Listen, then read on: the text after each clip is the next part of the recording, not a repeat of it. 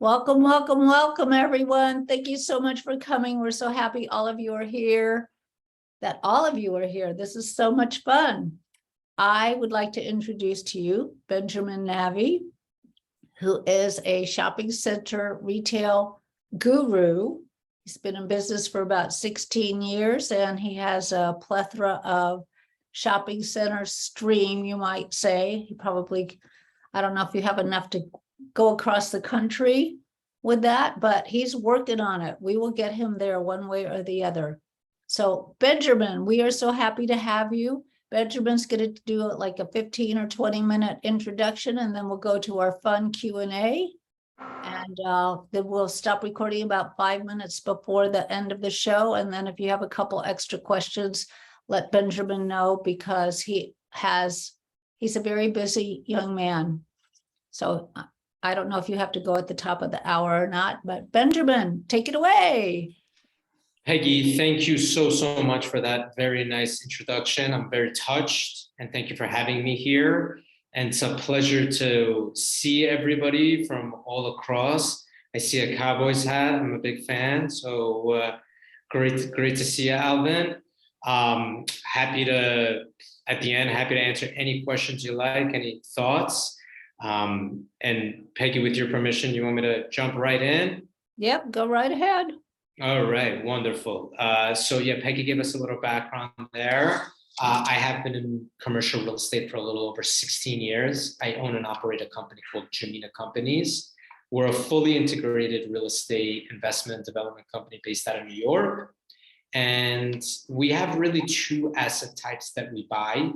One of them, or two strategies per se. One of them is cash flowing assets, whether that be strip centers. We also buy multifamily residential as well. And then we have another arena that we do, which is called transformational assets, where we develop, and whether from a construction standpoint, a management standpoint, we actually have a really exciting project we're developing in downtown Detroit in the Arts District. That's a 65,000 square foot retail and entertainment center, all modular, all out of shipping containers. That one should be coming onto market sometime early 2024. And but as Peggy said, I've been in business for quite a bit of time.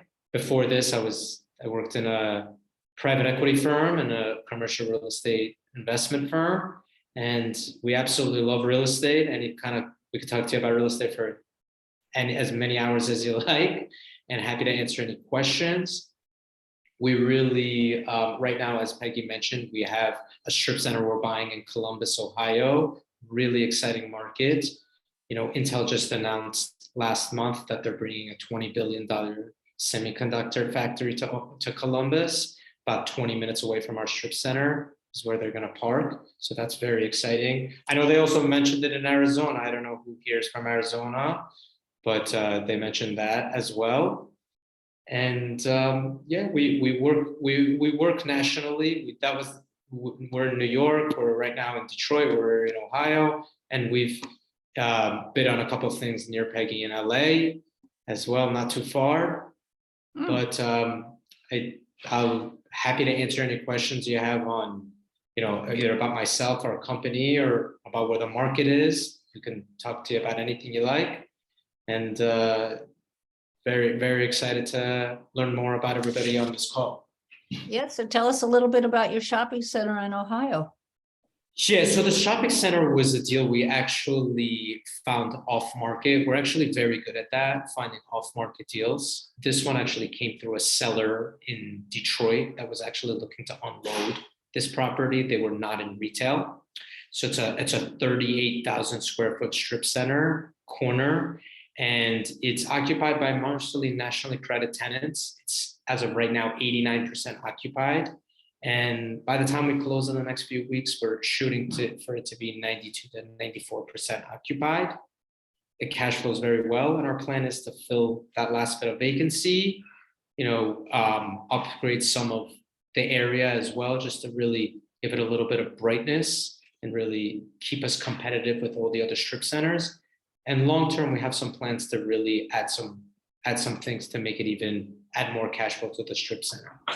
Our major tenants there are Planet Fitness, Little Caesars Pizza, Aaron's, US Army, Boost Mobile, and we're bringing in 2 or 3 more fast casual restaurants right now to complement the rest of our tenants. And I'll give you a little background on why we like this deal. You know, it's really internet proof. All of our tenants are, you know, lower to middle income tenants, so it's recession proof.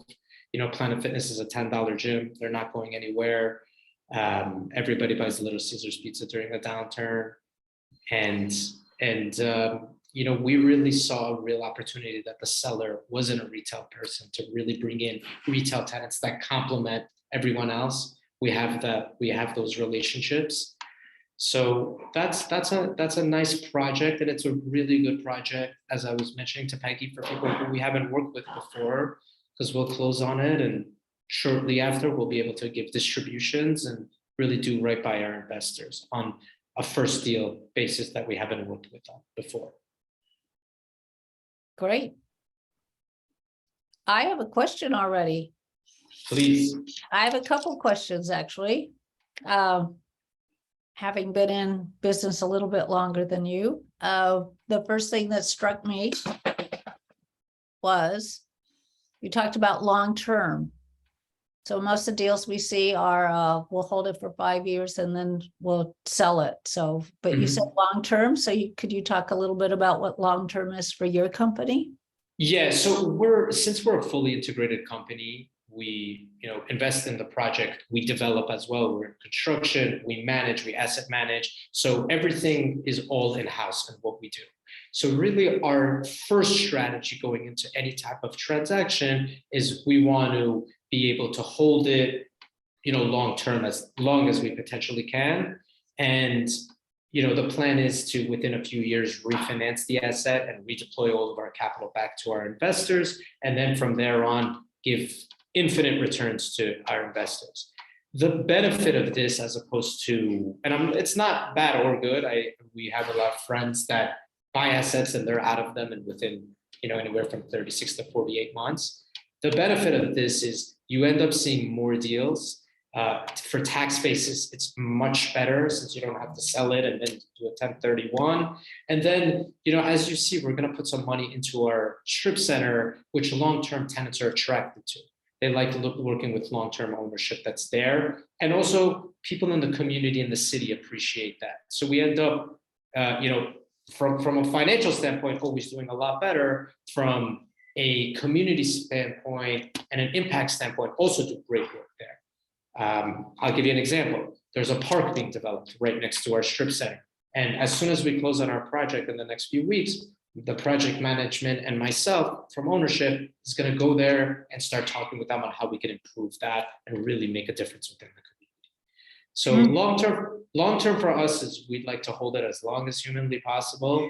And obviously, you know, that being said, if somebody gives us a very great offer in a few years and say, hey, we'll buy for X, and it's a fantastic offer, then we have to do our fiduciary duty and look at that as well. So we like to have both options, but our first option is to hold it long term. That's really great. I love that. I really love long term. And when you say you return to the investors, what is it that, at what point, or what are your numbers, or I don't know exactly how to ask the question, but how do you determine when is the right time to return the investors' money to them? Well, it's a couple of factors to that question, and it's a very good question. Number one, we want to see where the asset is. So for instance, within this asset, we want it to be 100% occupied, or as close to that as possible. The good news with this project is we're way ahead of schedule. So within the next potentially 6 months, we may be there. So that's the great news. We were underwriting maybe a year to 18 months, but we're really, really ahead here. So in that standpoint, we can refinance a lot earlier than we anticipated. So that's the first aspect. The second aspect is what's the market conditions right now. So the thing that's working against us right now is interest rates are going up higher. So it may not be a great thing to refinance in 6 months. However, we could potentially refinance it. And, the money we would spend on debt is a little bit more, but we'll be able to pull out more equity faster. So number one is where the asset is, and number two, what's the market conditions like? Those are really the two factors we figure out when it comes to refinance. So does the cash flow stay the same when you do a refinance, or does that adjust in some way? The cash flow goes down a little bit because you're pulling out more capital and you have more debt on the asset. But at that point, you've pulled out all of your equity from that standpoint. So everybody's money's out. So there's really no more cash on cash. It's really at that point, you're playing with free money at that point. So it's great. But you are putting a little bit more debt on the asset. So the cash flow goes down. But at that standpoint, the rent roll has gone up. So it's you really assess where cash flow is at that point. Thank you. Seema. Hi, Seema. This is Seema Benjamin. Hi, what made you choose Ohio? Because, well, I'm from Buffalo, so I know that area, but nobody likes to invest anywhere there. They always run to Arizona and to Texas and to Florida, where I'm sitting right now. So, You're in Buffalo, you said? Buffalo, New York? I am theoretically there. Right now I'm in Florida, but that is my official address. That's what it says on my driver's license. Got it. So I'm not too far away. I'm in New York City right now. So you are? Yeah. So whenever you're back there, you're not too far. My daughter is in New York City. So. Oh, lovely. Thank you for your question, Seema. You're absolutely right about all of those markets. Those are all fantastic markets. Austin's a fantastic market. Arizona's a fantastic market. Florida's a fantastic market. New York's a great market. This is our backyard. We can buy here and it'd be fantastic. It's a question about yield and a question about impact. In New York, we're looking at 4, 6, 7. All of those markets you mentioned right now, the returns are maybe 5 to 7%. Yeah, they're saturated. So, and there's honestly nothing we can do to impact it. There's 1,000 people buying assets there. Yeah. In Columbus, our cash on cash is double digits. And we were looking at the landscape. We can add a tremendous amount of value with buying other assets because there's not 1,000 people buying there. However, the market's great because there's the school, there's Ohio State University. And then, as I mentioned, Intel is there. And there's just all the economics as a whole is diverse. So we like to go into somewhere where, number one, we can have a tremendous impact there and we can buy other assets. So if I saw a great deal in Austin where we can buy it long-term, we would jump on it all day. Okay. That's a great market. So it's not a question of that. We also own in Detroit. Detroit, not everyone's going there as well, but our returns are great. And, we're very close with the mayor's office. We wouldn't have that type of relationship in an Austin or in Miami, even in our home city of New York. They hate every single landlord here. So that's and that's what I was going to say. Even though I'm a diehard liberal, I hate New York now because of the taxes. And I found out my daughter who lives in New York City pays a city tax. And I mean, I sold my properties in Buffalo because nobody was paying rent because of that stupid moratorium, So I will never ever buy anything in New York now, even though I will donate to people in New York all the time, but I'm not gonna buy in New York, and that is it. But I mean, I like Ohio. It's the Midwest. It's it's not a crazy life, but I haven't ever heard anybody say they're always running after where everybody else is building. And I'm going to be in Columbus in January for a wedding because everybody should be in Columbus in January for a wedding. Right. And Detroit, I agree. Or Buffalo. But anyway, lovely places to be. Lovely places. And why malls? Don't you think malls are? I thought malls are on the way out. Malls are 100% on the way out. You're absolutely right. So number one, I don't even like buying malls. This is a strip center, so traditional malls are not great. So there's a way on how our strategy is number one, I'm not interested to go anywhere where 1,000 other people go. That's not it. I promise you we can buy property 100 feet away from us in Midtown and be fine. But there's no point. There's nothing that we can do differently. So that's the first thing about our group. And it's not bad or good. It's just that's just how we think. But this strip center, like as I mentioned, is a community strip center. So it's helping the community. Like everyone still needs to go to gyms. Everyone will still rent furniture. Everyone will still go buy food. And what we're gonna do to make it is make it it's still 100% experiential, but to keep it experiential. So experiential retail is going up, whereas traditional mall retail is dying completely.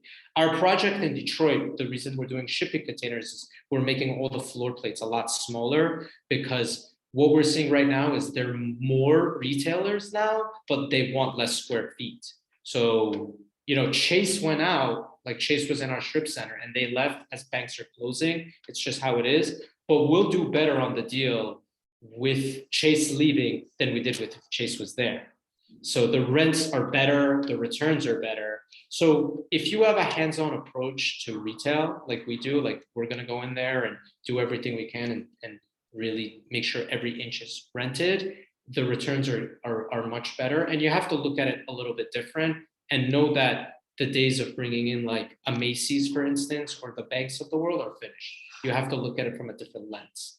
Also, the reason we like it is most people don't like retail. So we get better returns and most people aren't chasing it. So we're kind of in a minority to really get much better projects. Okay, thank you. You're welcome. Thank you, Seema. Cliff?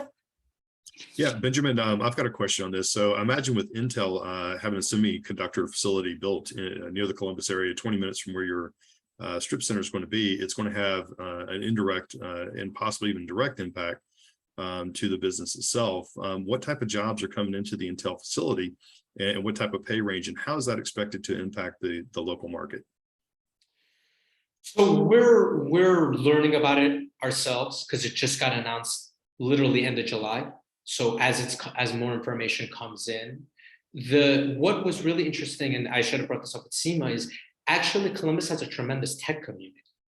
So before, like about 5 or 7 years ago, Google was supposed to build almost a city in Columbus, like a futuristic city with all tech enabled through their, unfortunately, they weren't able to come to a deal with the city, or I think it just got paused. So there's a lot of, as well as Detroit, there's a lot of tech. People talk about tech in, New York, San Francisco, and Austin, and now Miami, I guess, and Boston, but they don't talk about these other smaller markets where there's a lot of exciting things are happening. So to answer your question, obviously a lot of tech jobs are going to come in, industrial. It'll have a residual effect on real estate because as those jobs come in, more residential, retail, hotel, potentially smaller office will be needed in that area. And it's actually very exciting to see because that project has everybody wanted to see it happen. So we ourselves were actually thinking we're getting into the best market. Ideally, it would have been great to buy 5 years in Columbus, but this is probably the second best time. So we'll see that. Also, another big thing why Intel is coming there is the schools, because Ohio State University is a fantastic school. So you have all these other schools so you're going to have more influx of younger professionals coming there, which is where actually spending is in when it comes to retail. So we're set up really well with Planet Fitness and these new fast casual restaurants coming in to really cater to that.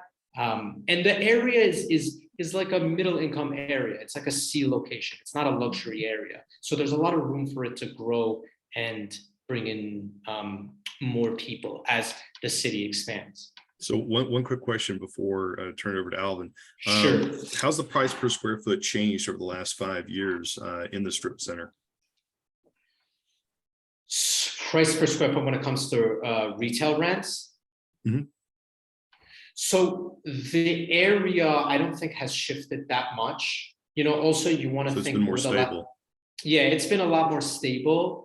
We're actually very excited because I think we're buying it on the up and up with the park getting developed. Also, there's 240 units of apartments coming 5 minutes away, all like affordable middle income. So it's not expensive.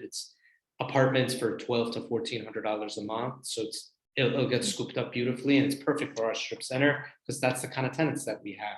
So like I said, I'm excited for the next 5 to 10 years of what's going to happen there. We're also excited that some of the strip centers that have been abandoned, or some of the other retail that, you have tired old retail, we can go purchase it and do a better job there than the next person. So we like to really impact markets ourselves, not really go there where other owners are going there. Did that answer your question? Close, but yes. What did I miss? And I'm happy to fill. Well, yeah, I was looking for more of a movement in the price per square foot. But yeah, you answered, said it's more stable. It's more stable, and we looked at reports over the mind you, the last 24 to 36 months because of COVID, like everything goes out the window because it didn't really count. It's really, you have to take that with a grain of salt. But before that, it was pretty stable, I'd say. I think with these new 2 or 3 things that are coming to the area, we're excited to see more rent going on. I want to interject before Alvin goes. So aren't most retailers in like a 5-year lease? And that's what keeps it stable, right? They're in a 5-year lease and they have 5-year renewables or whatever the renewables are. And then if there's a built-in raise, some have built-in raises every year, some don't. Like that's what's stable because they already know what they're going to have to pay in each year. Exactly, and they know the area, so they know what they're expecting. For instance, Aaron's and one of our other tenants, U.S. Army and Marines, both renewed in the last 90 days while we were under contract, and both for rents higher than we anticipated. We really honestly thought the rents would be a little less increases, but we were very excited to see that the rents actually went up, and we're actually seeing while we're marketing that last vacancy, that we actually have some really good activity. So we may actually hit higher than what we underwrote for. So I think general as in retail, what we're seeing nationally is it's a lot more bullish than people thought it was, because people are kind of want to get out. People have been in their homes for 24 months. So retail is really reaping the benefits of a lot of that. So that's why we're excited for experiential retail, if anything. What was the rent change from the previous tenant to the new tenants coming in? So for the vacancy, so that one, I wasn't involved in what happened there. We got in later, but Chase wanted to come in. They wanted to renew at $15 to $16 a foot, and we're gonna rent out that space anywhere between $21 to $23 a foot. And one of the things we like about breaking up spaces is we like it's much better to have 3 people paying rent than 1 person paying rent. So we like the security and the diversity of more tenancy. It also brings more traffic to the strip center. So that's how we look at it now. Great, thank you. Thanks. Alvin? Thanks for your patience, Alvin. Oh, it's no problem at all. I just had to, in reference to what you said a few minutes ago about the higher standards over at Ohio State. I was actually born in Detroit, so in defense of Michigan, they do have higher standards at University of Michigan. I have to say, I love Detroit. I love Detroit. I've been going to Detroit for 6 years. I'm in Detroit twice a month. I love Detroit. That's awesome. That's awesome. I did have a question in regard to that. Because you mentioned that you guys do multifamily as well, and I'm looking at some multifamily deals right now in Detroit, basically in a variety of different locations around the city. What was your experience like as far as looking at the multifamily in Detroit, and then moving forward? How did you guys come across the opportunity to do the project that you're doing? And I think you said it was downtown with the shipping containers, is that right? Yeah, correct. Yeah, so because I was down there in I was down there last year, but looked around a little bit, but I was really down there back in 2020 once we got permission to travel again. And so that's when my cousin took me downtown and showed me everything that was going on around there, stuff around the Ford Hospital expansion and the Motown expansion and all that stuff. So we were looking around there because my family actually grew up down the street from the original Motown Museum. Oh, wow. And my cousin was explaining about how, all the values should be going up around there. He actually works for Motown doing their archiving. And so he was kind of like, encouraging some family members not to move out of the area just yet, but they did anyway. So, so I'm just curious about what your thoughts are on that and why you guys engaged in that project. It sounds like a really neat project, by the way. Oh, thank you. Alvin, where in Detroit did you grow up, and where do you live now? Well, I actually did not grow up in Detroit. I was born there. And then when I was 5 years old, because I have asthma, so we moved out to Tucson, Arizona. And so I was raised in Tucson, Arizona from the age of 5 years old. So like I said, my family, my mom and dad grew up on the South LaSalle Gardens area, which is, Grand Boulevard, like I said, just down the street from Motown. So they like new Motown artists, and so they were always like, oh, I know him, and Aretha Franklin and all that. So that was kind of neat growing up. But yeah, so they, so we're from there. A lot of cousins that actually work in the real estate trades, and then one of my aunts actually owns a building right smack dab in the middle of Wayne State, like right across from the medical college.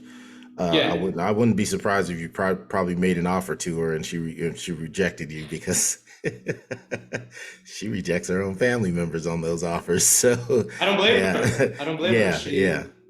She made it through the hard times. She should see some good things on those properties. Right. Yeah.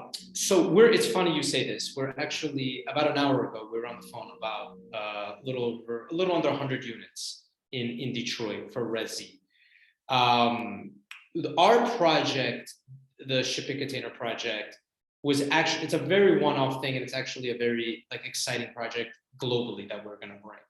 And Detroit was going to be our first location. So this project, the brand was first formed, the project was first formed, and then we wanted to bring it to a particular city. And we came to we all agreed that it would be between the partners and myself at the time to bring it to Detroit. So that's how we got there. And then it's 6 years later, and I absolutely love Detroit and everything that's going on there. And I'm starting to love the Midwest. So that's why we're doing this Midwest tour here. So how did we get there? Well, your question is, what do I think about residential, or what do I think about Detroit in general? Particularly the residential, and you said you were looking at multifamily there. Yeah, so I'll tell you, we're looking at this one right now in Detroit, and I think a lot of the projects we can make a big impact, like as I mentioned. It's either, number one, it's pricing and it's impact. So pricing is not what it used to be 4 or 5 years ago. Prices have come up. But still, we could still see some things. So pricing, but impact-wise, a lot of the homes were very old and definitely needed renovation for a future Detroit that's very exciting. Like you mentioned, Ford is bringing 5,000 jobs to downtown Detroit in the next few years, and some of the housing there is just not sufficient for them. So we're excited from buying pre-existing, residential, and we've actually looked at opportunities for ground up where we can really do something exciting there as well. So I like the residential market. We chose retail because it was a particular project what we wanted to do, but we look at residential all the time, and we look at land all the time in Detroit. So I think if you're looking at it from a long-term standpoint, like we are, we're not going to get stuck in any cycle. If the market gets worse in 24 months, which it probably will, we'll be fine, because we're looking at it from a long-term lens, and we'll ride out the wave. So I like it. I think that if you see something where you can really make impact, and you have some room, and you're not ready to sell it in a year, 18 months, then I think you'll be fine. That's my opinion. Okay, cool. Thank you. What was the name of your company again, Benjamin? My company's name is Jimena Companies. How do you spell that? Jimena. Here, I'll tell you what, I'm going to post their website. And Alvin, I sent you out the deck on their Columbus. Actually, most of you that are on here got that deck. So be sure to go look for it. You know, I I just bet put- I deleted mine because I went, Columbus, who the hell wants to do anything in Columbus? And of course that's kind of, because I tell you, what do I care about Columbus? But I was just 3 days ago, I was talking to a guy who does flips and rehabs, because the person whose wedding I'm going to, she's a young lady, and I'd like to help her buy her first house. And I realized I have the ability to do that because I have contacts now. So I was talking to that guy about looking for houses in certain places. And then here you are. I just texted those people in Ohio that I think there's like a karma, because all karma, roads sure. are leading to Columbus. All roads are leading to Right. Columbus. Yes. Yeah. Yeah. You know, one of the big exits out of California the year before last, or sometime last year, a lot of them went to Ohio. Really? I thought they went to Yeah. Idaho. They went to Texas, they went to Idaho too. Arizona. They went to Arizona, Idaho. Nevada. they went to Texas, they went to Tennessee, but they went to Ohio. There's a lot of jobs in Ohio. That's another thing. Their workforce is very strong. Housing is good. People are very nice. There's great schools. That's what we keep seeing. I was hearing so much about Columbus over the last 5-6 years. That's why it was exciting for us to do this, because we kept hearing good thing after good thing about Columbus. Yep, it's a good place to be. Thank you, Alvin, for your question. Love to answer as many as anybody likes. Anybody want to go next? Are you Yeah. still taping? Are you still taping? Yes, we are. Okay, I won't say anything. Okay, we'll get you after we stop No, taping. that's fine. That's fine. We haven't had a comedy from you yet, Seema. I Yep. was at another meeting today, and there's a gal there, and she also gets us laughing. So I'm like, oh, we got to have one of those on every single meeting that I go to. A very fun lady. Frank. Question. Yes, thank you, Benjamin, for educating us today. We appreciate it. I had a My question. pleasure. When you're looking at a property, which comes first? Is it the property or the tenants, especially the anchor tenants? Because I've been in situations where I have potential for property, but I need a tenant, or it's the other situation where I have the tenant, but I need a property. How do you approach that? I'll answer this fully. Actually, neither. So we really look at it from a story. So for instance, as I was mentioning from Ohio, we were looking at it bigger of like, where's this area going? What's going to happen here? What's the potential here? Because tenants we can attract as we're doing right now. And property is important, but property could be shifted. So we look at it a little bit bigger than that, than just, because when you look at it from that standpoint, you're very limited, because you're looking at it like, oh, hey, either we have to do this. But when you look at it from a bigger sense, it allows for creativity to come in for you to do some exciting things. So for instance, Frank, one of the things we noticed in the strip center is that it has tremendous amount of parking. And the days of needing endless amount of parking are finished. Like people are, Peggy, even in LA, they keep downzoning all the parking requirements. This was unheard of 10 years ago. They would want you to have 20 cars for one. Now it's downzoned because people don't need as much cars. So it's actually a good thing because space is being more utilized well. So when we look at it from that sense, we're looking at, hey, down the road, we can potentially add another retailer on our shopping center, because there's so much parking that we have that just would not, it's not necessary, it's not needed. So we're not usually using the land as efficiently. Trader Joe's. Well, it's not big enough for Trader Joe's, but that's how we would look at it, is what's the story, and then we work backwards when it comes to the tenant and property. So do you storyboard? I hope that answered your question. But yeah, we're getting there.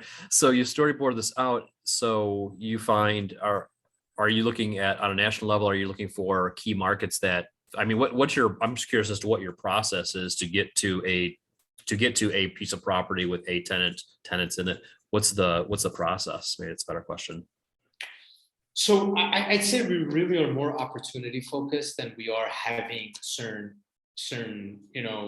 guideline. Like I said, we like retail and multifamily. Those are our two asset classes. But if we see an opportunity, for instance, if we were very rigid in our approach, we wouldn't have bought this property in Columbus, or at least will be soon. But we saw the opportunity and we really researched the market heavily. And we saw, wow, there's a lot of growth for us here, not only on this property, but potential future properties.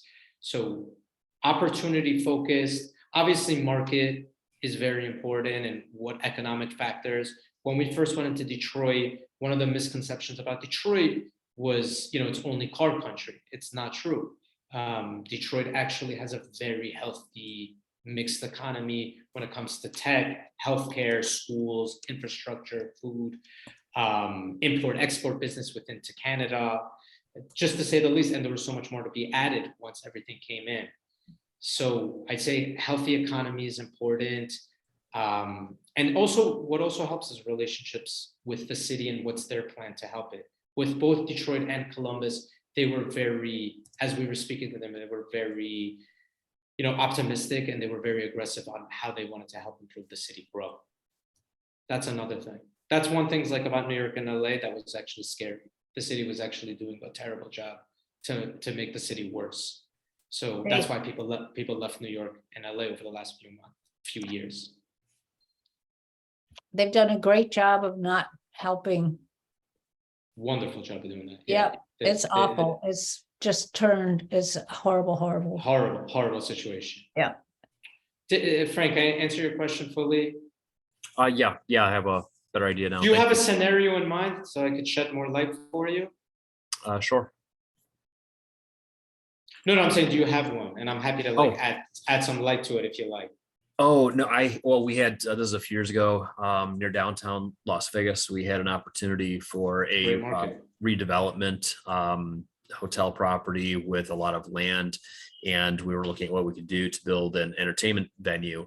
And these opportunities come up, it seems about once or twice a year, we'll have a major opportunity like that, but it really requires an anchor tenant. And then when you're talking to the landowner, this is primarily for building ground up, but then you're talking to the landowner and they want to know where your money is, and you talk to the money and they want to know who your tenant is. So it's sort of this dog chasing its tail type scenario. And it seems like you really have to be close to one of them. Like if we're close to a casino company that could put $100 million development in, or we're close to a sports franchise or something like that, you need that flag tenant, the anchor tenant, to go in and sort of establish a beachhead there. And then from there, I can get a hotel, I can get a strip center, I can get restaurants, everything else will fall, but you need to start with that anchor. Yeah, right. So absolutely, you're absolutely right. And what has anchors come in? They usually need a story to come in. So you want to have that story really panned down, because they want to be, just like human beings, want to be where everyone else wants to be. So what's the story that's going to engage them to come in? So for instance, downtown Las Vegas, I actually know because I toured, there's a shipping container project that's there. Yes. That the late Tony Shea, container park, gorgeous, such a cool project.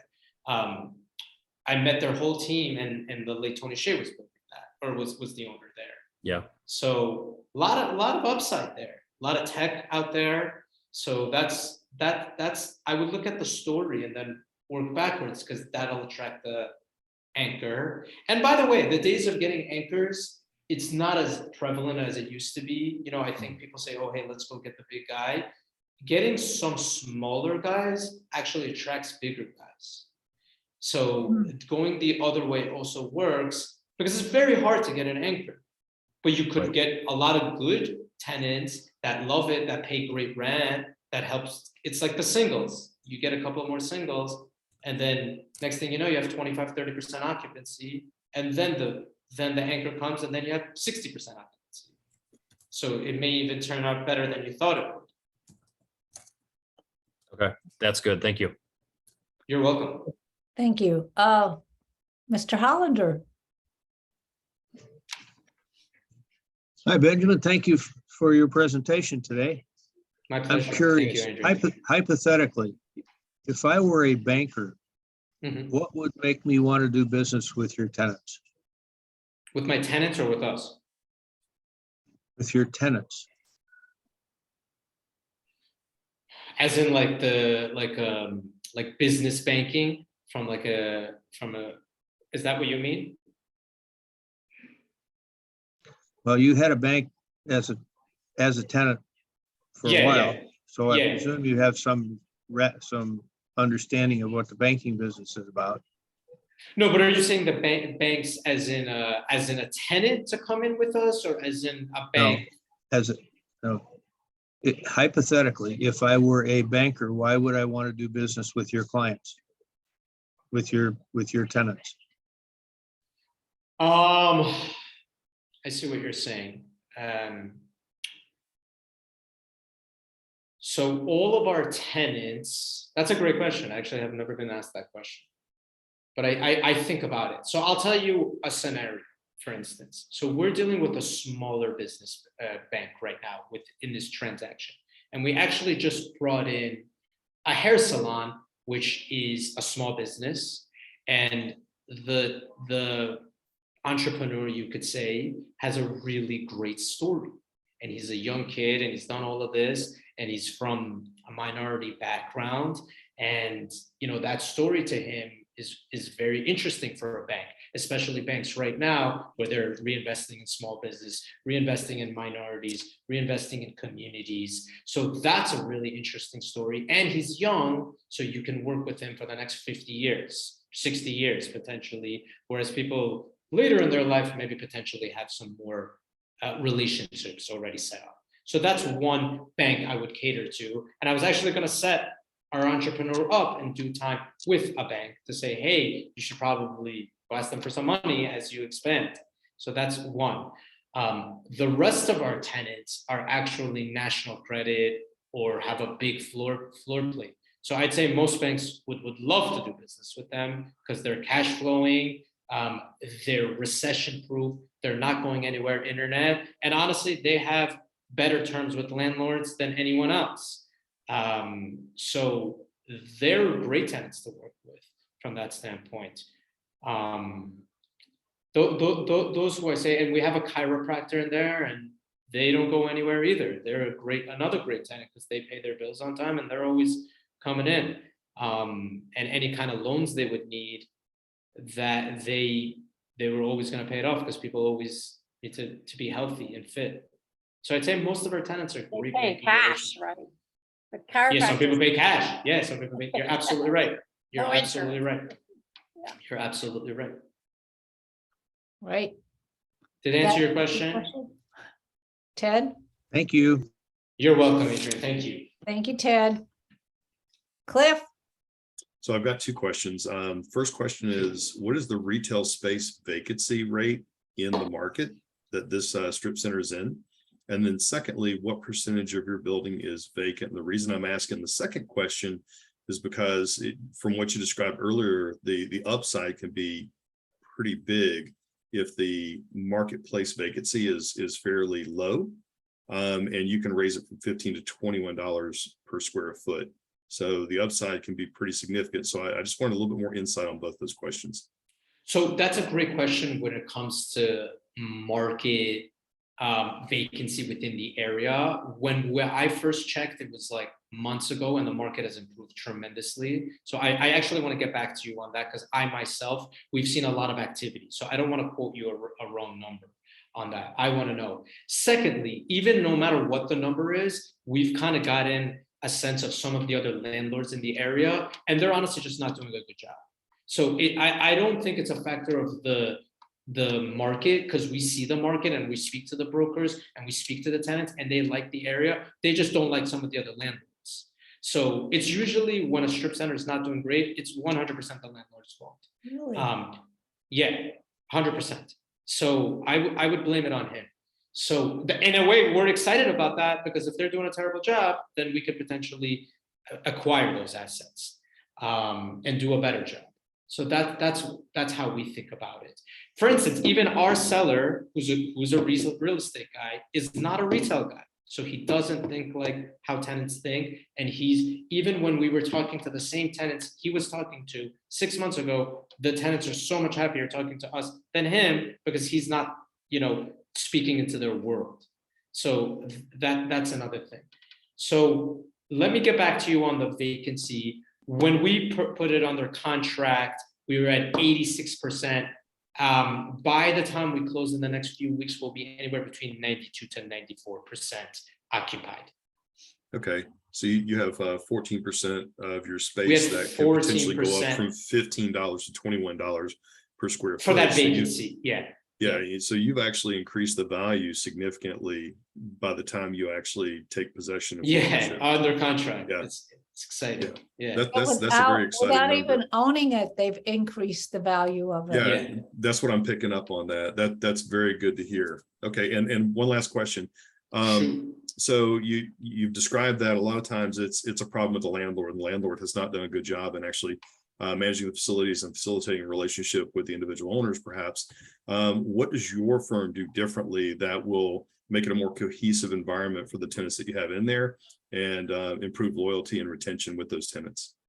So another great question. So right off the bat, we're very, as I mentioned, we're being fully integrated. Is everything is right within house. So you don't have scattered departments all over trying to communicate with us. It's all within one office. So that helps tremendously doing that. That's number one. I'd say number two is all of the consultants, and we're hearing this from the brokers say to us, I speak to them every single day because we want to get those things filled in and we want to hear what the tenants have to say. So rather than speaking to him every 2 weeks, I call him and he knows he should have an answer to me and then 48 hours because he's going to get another phone call from me.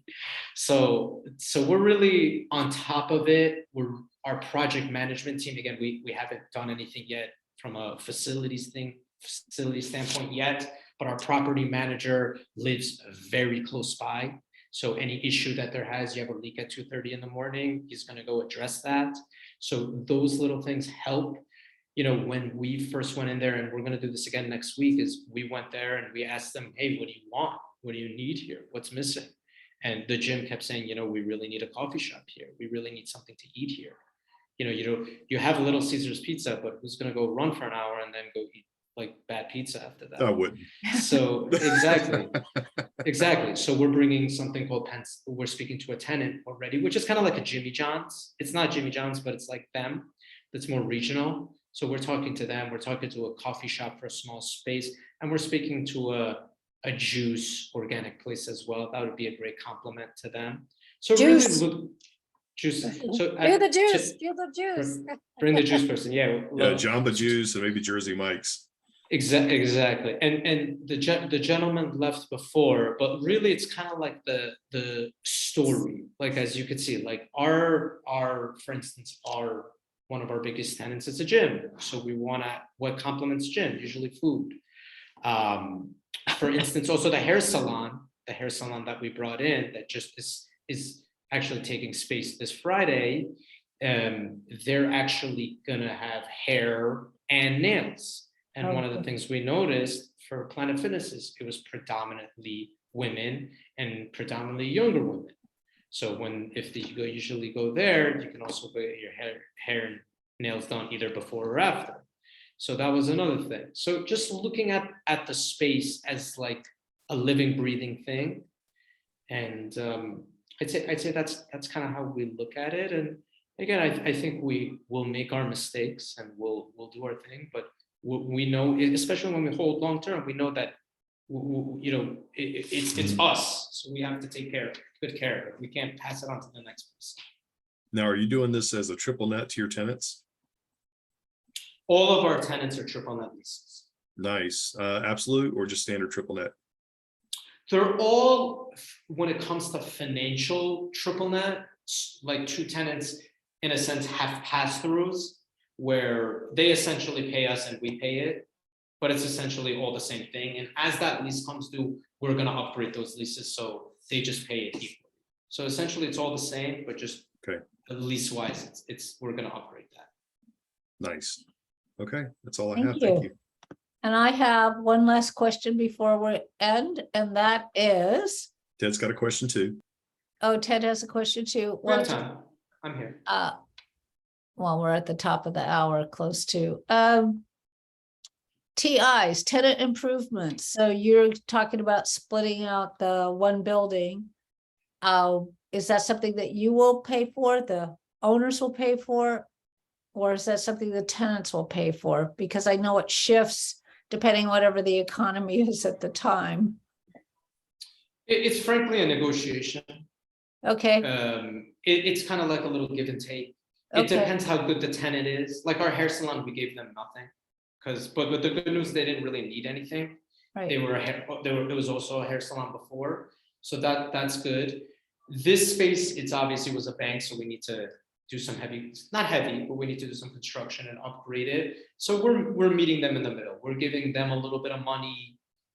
They're putting a little bit of money in, giving them a little bit of free rent, but it's also a very good tenant. They have over 300 locations, and it's also a great tenant for our space. So again, just going back to it, Peggy, it's a negotiation on what you can Okay. get. Ideally, as a landlord, we'd want to pay zero Yeah, of TI, and they would want us to pay everything. So it's meeting in the middle and seeing how we can make them happy, and obviously at the same time us hitting our budget. okay, thank you. And Ted? You said you live in New York and you have a property manager in Columbus. What do you expect him to do in the community besides work? So Joe, our property manager, have lived in Columbus for over 27 years. So he's actually bringing that to us. So he's bringing all the relationships and everything he knows within the community to us. He knows a lot of these people who he'll introduce to me, who I'm on the newer side. So he brings a tremendous amount of community influence. He's limited because at the end of the day, he's not the owner. So there's some things that I need to come to. For instance, some of those meetings with the Parks and Recs, they would probably want only ownership there. So, Joe's going to still come with me representing me. But when it comes to that, when it comes to security and him knowing local Columbus police, when it comes to vendors, he actually helped us with the architect, this great local architect that's going to help with the floor plans. So, and then as we go, we're going to start looking at different types of events for the strip, for the community, on what we could do to bring more people out. So a lot of those little things, but that I'd say from a macro standpoint, that's some of the things he brings, but he brings tremendous amount when it comes to community impact. Is that good, Ted? Thank you. Educator Tyshawn. Meet How Benjamin. you doing? Sorry, I got to the meeting a little late. How you doing, Benjamin? I invest I'm in well. owning a few franchises. I wanted And to he's in know, New York are you guys also. open? Oh, you're in New York, lovely. Yeah, I live in New York. Are you guys open to any franchises coming into your strip mall? Absolutely. All right, can you drop your information in the chat and I'll follow up with you? It's already there. Is it not here?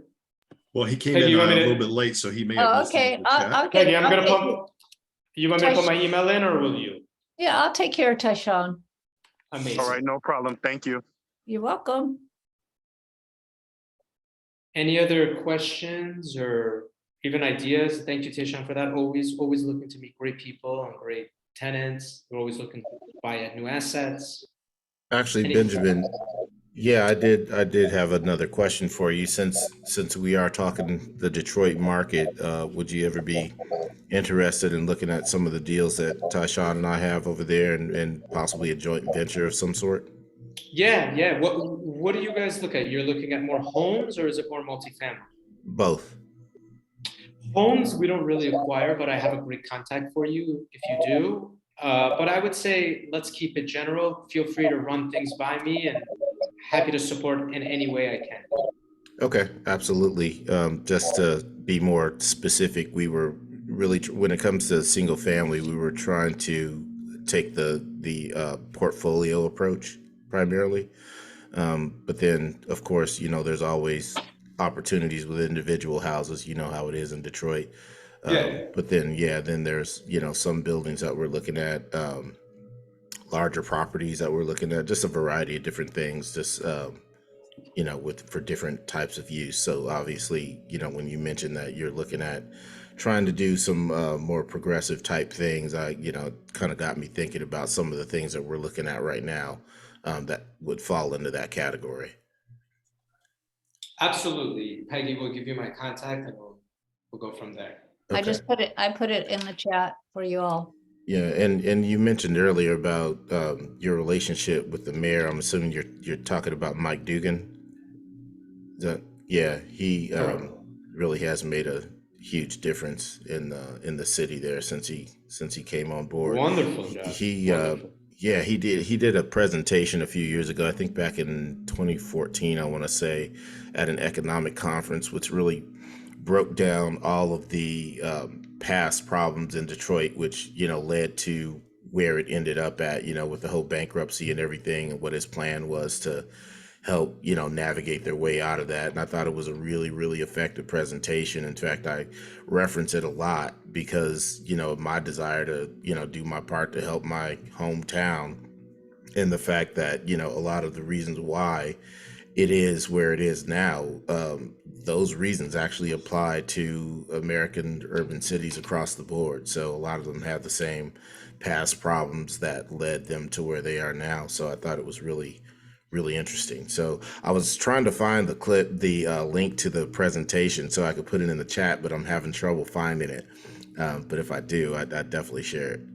I just put my email. I think Peggy didn't. I just put my email, but again, please feel free to reach out to Peggy, and she has all my contact information, and I'm happy to answer any other questions offline and take everything in. But we have one more for Gary, right at the nick Gary of has time. a question, and then Let's we do are. it. Let's do it, Gary. Oh, you're so mute. Oh, there you go. Right, I couldn't get it off. I was doing something else.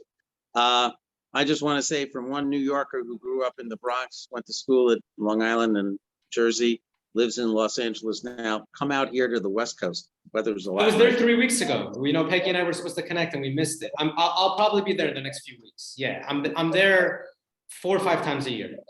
Well, Easily. Peggy will explain what I do, and I'd love to meet you. Yeah, That he sounds would be wonderful. great for you guys. Thank you, Gary. No, I look forward. Okay. So Benjamin, thank you so much. This was so much fun today. We all learned a lot and everybody seemed to get their questions answered. So thank you very much for coming on today. And we hope you will come on again sometime. Yes, it'd be my pleasure. Thank you for having me. Thank you for the questions, everyone. And again, happy to take anything offline if you have anything else. And all the best in your investing, I guess, and looking at deals. Thank you.